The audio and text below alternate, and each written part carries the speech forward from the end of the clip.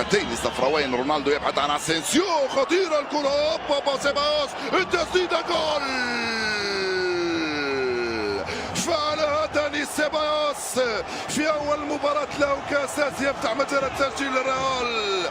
بعد 10 دقائق لعب جاء سيبايوس، استلم كرة من كريستيانو رونالدو، حط على يمين باتشيكو مفتتحا مجال التسجيل عند الدقيقة 10 من انطلاقة هذه المباراة. هدف مبكر مهم جدا بالنسبة لريال مدريد ولداني سيبايوس في أول مباراة له كأساسي مع فريق ريال مدريد. يسجل الهدف الأول ويسجل أول هدفه مع الريال بعدما سجل هدفين مع بيتيس العام الماضي. سيبايوس القادم من بيتيس يفعلها جول، حط على يمين الحارس كرة زاحفة أرضية من أروع ما يكون رغم الكثافة العددية الموجودة أمامه، حطها في الزاوية اللازمة. هدف لصفر لريال مدريد بعد 10 دقائق لعب. المسجل سيبايوس في أول خرجة له وأول مباراة كأساسي يلعبها مع الريال.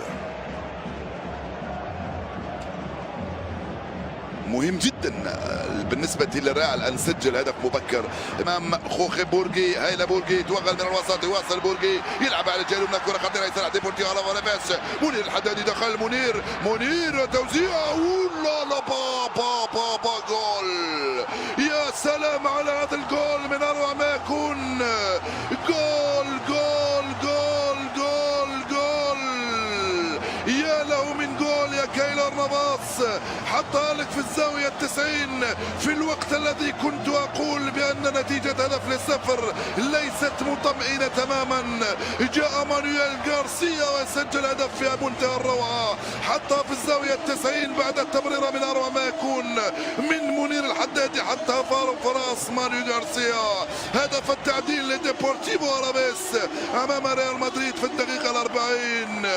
جول يا له من جول يا مانويل غارسيا، وتوزيعة يا لها من توزيعة من منير الحدادي أمام أنظار ثاقبة لزين الدين زيدان. شوف الانطلاقة القوية، منير الحدادي لم يكن متسللا على الجهة اليمنى من أمام راموس، فتح له الطريق، حطها له فوق راسه وضربها بالراس في القائمة في العارضة الأفقية ودخلت. هدف التعديل لديبورتيفو ألافيس عند الدقيقة 40، وكأن شيئا لم يكن، وكأن الريال لم يسجل ولم يكن متفوقا.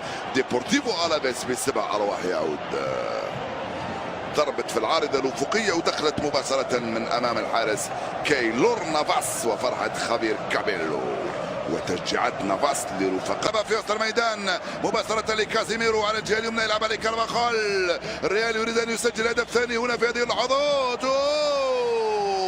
وسيباس بابا جول. فعل سيبايوس وسجل الجول الثاني.